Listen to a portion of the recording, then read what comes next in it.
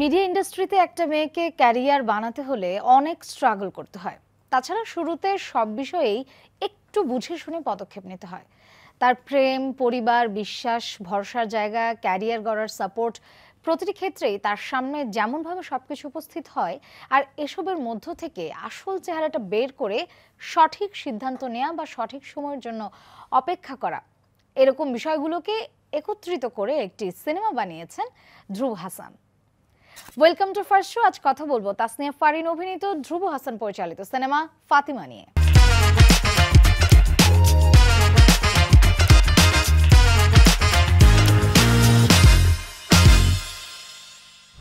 একটি মেয়ের জীবনের নানা প্রতিকূলতার গল্প নিয়ে নির্মিত হয়েছে ফাতিমা ছবিটি। নিজেকে প্রতিষ্ঠিত করতে গিয়ে পরিবার কিংবা পরিচিতদের কাছ থেকে কতটা সাপোর্ট সে পেয়েছে, এসব কেন্দ্র করে ছবিটির গল্প এগিয়েছে। অফিস, শুটিং, অডিশন, বিদেশে পড়তে যেতে চাওয়া, ঢাকায় ফ্ল্যাট ভাড়া নিয়ে থাকা সহ আরো অনেকগুলো পরিস্থিতিতে ফাতিমা নিজেকে কিভাবে সামলেছে বা সিদ্ধান্ত নিয়েছে, সেগুলোই প্রাধান্য পেয়েছে এই গল্পে। তবে গল্পটা অনেক ইনিয়ে বিনিয়ে বলেছেন নির্মাতা। খুব এলোমেলো লেগেছে প্রথম অর্ধেক, দ্বিতীয়ার্ধেও অনেকক্ষণ পর্যন্ত আগের মতোই একঘেয়ে লেগেছে। শেষ দিকে গিয়ে গল্পটা স্পষ্ট হয়েছে। প্রথমার্ধের পুরোটাই মনে হয়েছে এই দৃশ্যটা কেন, ওই জায়গাটা কি বোঝাতে চাইছে, এই ক্যারেক্টারটাকে ইত্যাদি। যাই হোক, একেবারে ক্লাইম্যাক্সে গিয়ে হলেও গল্পের কয়েকটা টার্নিং পয়েন্ট কিছুটা বোঝা গেছে। শুরু থেকে দেখা গেছে অনেকগুলো জায়গায় ফ্ল্যাশব্যাকের গল্পগুলো ফোনে বা দুটো ক্যারেক্টারের সংলাপেই মুখে মুখে সিচুয়েশনটা বুঝিয়ে দিচ্ছে, কিন্তু সেগুলো চাইলে ফ্ল্যাশব্যাক দৃশ্য শুট করে দেখানো যেত। পুরো ছবিতে একটাই ফ্ল্যাশব্যাক, তাও আবার শেষ দৃশ্যে। যাই হোক, পুরো গল্পটা জানতে ছবিটি আপনারা নিজেরাই দেখে নিতে পারেন। ফাতিমা ছবিতে নাম ভূমিকায় তাসনিয়া ফারিন অভিনয় করেছেন। তার সাথে আরও ছিলেন তারিক আনাম খান, শাহেদ আলী সুজন, ইয়াশ রোহান, সুমিত সেনগুপ্ত, শতাব্দী ওয়াদুদ, পান্থ কানাই সহ অনেকে। তাসনিয়া ফারিন ইদানিং বেশ জনপ্রিয়তা অর্জন করেছেন তার অভিনয় দিয়ে। ওটিটির পর্দায় অভিষেক হওয়া ফারিন গত কয়েক বছরের পরিশ্রমে অভিনয় জগতে শক্ত অবস্থান তৈরি করেছেন। ফারিনের কিন্তু এই ছবি দিয়ে ইন্ডাস্ট্রিতে অভিষেকের কথা ছিল। যাই হোক, ফাতিমায় তার পারফরমেন্স নজর কেড়েছে দর্শকের, কিন্তু কয়েকটা জায়গায় তার এক্সপ্রেশন কি যে বোঝাতে চাইছে তা স্পষ্ট ছিল না। বিশেষ করে বাজার থেকে এসে স্ক্রিপ্ট খুঁজে না পেয়ে হঠাৎ ড্রেসিং টেবিলের সামনে বসে অদ্ভুত কিছু ফেসিয়াল এক্সপ্রেশনে ফারিনকে দেখা গেছে। ফারিন বা নির্মাতা এমন এক্সপ্রেশন আসলে কি দেখাতে চেয়েছেন তা বোঝা যায়নি। তাছাড়া সিনেমার বেশিরভাগ জায়গায় মনে হয়েছে ফারিনের লুক, অভিনয়, এক্সপ্রেশন প্রায় একই রকম। একই বিরক্তি, একই আই কন্টাক্ট, একই লুক, কেমন একটা একঘেয়েমির সৃষ্টি করেছে। বৈচিত্র্য কম ছিল, তবে এটা মনে হয়েছে যে ফারিন বেশ পরিশ্রম করেছে ছবিটিতে অভিনয় করা নিয়ে। ছবিটির গল্প আর মেকিংয়ে অনেকগুলো ছোট ছোট গল্পের সংযোগ ঘটানো হয়েছে বিধায় একটু এলোমেলো লেগেছে, কিন্তু নাম ভূমিকায় ফারিনকে কেন্দ্র করে গল্প এগিয়েছে বলে কিছু দৃশ্যের অন্য ক্যারেক্টারের সংলাপের সময় ফারিনের এক্সপ্রেশনে ফিক্সড থেকেছে ক্যামেরা। এরকম ক্ষেত্রে ওই পার্শ্ব অভিনেতার অভিনয়কে জাজ করার মতো জায়গাটাই আসলে তৈরি হয়নি। তবু যেটুকু না বললেই নয়, অল্প কয়েক সেকেন্ডের স্ক্রিন টাইমের জন্য তারিক আনাম খানের মতো অভিনেতাকে রাখাটা কতটুকু যৌক্তিক হয়েছে তা আসলেই ভাববার বিষয়।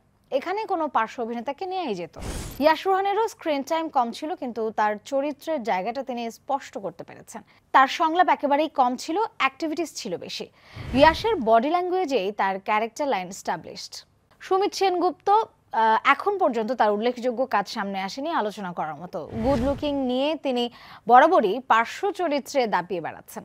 ওটিটি আর সিনেমার পর্দায় অবশ্য এ ছবিতে তিনি ভাইটাল একটা ক্যারেক্টারে ছিলেন ঠিকই, কিন্তু আলোচনায় আসার মতো অভিনয় করতে পারেননি। অ্যাজ ইউজুয়াল অ্যাক্টিং করেছেন। অবশ্য ফারিনকেই মূল ফোকাসটা দেওয়ার কারণে সুমিত অভিনয় দেখানোর সেই সুযোগটাই পাননি। পান্থ কানাইয়ের কথা আলাদা করে বলতেই হবে। সিনেমার পর্দায় অভিষেক হলো তার এই সিনেমা দিয়ে। গান গেয়ে তো দর্শক হৃদয় আগেই জয় করেছেন। এই ছবিতে তিনি অভিনয় দিয়েও দর্শক মনে আলাদা একটা জায়গা করে নিয়েছেন। তার অভিনীত চরিত্রটি তিনি ঠিকঠাক পোর্ট্রে করেছেন। ধ্রুব হাসান ৮ বছর অপেক্ষা করেছেন ছবিটি নিয়ে। ২০১৭ সালে ছবিটির শুটিং শুরু করেন অন্য একটা গল্প নিয়ে, কিন্তু শেষমেশ নানা জটিলতায় গল্পটা পরে বদলে যায়। শুরুতে ছবিটির নাম ছিল দাহকাল, যা এখন পর্দায় এসেছে ফাতিমা নামে। দাহকাল নির্মাণ করতে গিয়ে ধ্রুব হাসান আর্থিক সংকটে পড়েন এবং পরে ছবিটির শুটিংও বন্ধ হয়ে যায়। তিনি কিন্তু একই সাথে এই ছবির পরিচালক এবং চিত্রনাট্যকারও। ছবিটিকে পরে পুনরায় শুটিং শুরুর আগে গল্পটাকে তিনি নতুন করে লিখেছিলেন। বন্ধ হয়ে যাওয়া দাহকাল সিনেমার গল্পটিও ফাতিমায় স্থান পেয়েছে। এখানে ধ্রুব হাসান অবশ্যই প্রশংসা পাওয়ার যোগ্য, কেননা তিনি তার হার না মানা গল্পটাকে একটি ক্যারেক্টারের পয়েন্ট অফ ভিউ থেকে ছবিতে প্রেজেন্ট করেছেন এবং তাতে ছবির মূল গল্পে তেমন কোনো ব্যাঘাত ঘটেনি। এর পুরোটাই ধ্রুব হাসানের কৃতিত্ব। ছবির গল্পটা এতটাই এলোমেলো যে এতে সিনেমার ফ্লেভারটা একেবারে পাওয়া যায়নি। মুক্তিযুদ্ধ আর বর্তমান সময় এই দুই পরিস্থিতিতে সুবর্ণা আর ফাতিমার যে স্পিরিচুয়াল জার্নি সেটাই মূলত তুলে ধরার চেষ্টা করেছেন নির্মাতা। পুরো ছবি দেখার পর আমার অন্তত এটাই মনে হয়েছে। ছবির শুরু থেকে গোছানো কাজের পরিচয় দিতে পারেননি ধ্রুব হাসান। ফার্স্ট হাফে স্লো বার্ন ট্রিটমেন্ট দিয়েছেন নির্মাতা। ছোট ছোট গল্পগুলো একটু পরপর পাল্টে যাচ্ছে ঠিকই, কিন্তু গল্পটা যেন খুব দ্রুত এগোচ্ছে। বিরতির একটু আগে গিয়ে গল্পটা খানিকটা বোঝা যাচ্ছিল। নির্মাতা যে টুইস্ট অ্যান্ড টার্ন শুরু থেকেই দিয়ে আসছিলেন সেগুলো সাজানোটা ঠিক স্টেপ বাই স্টেপ হয়নি।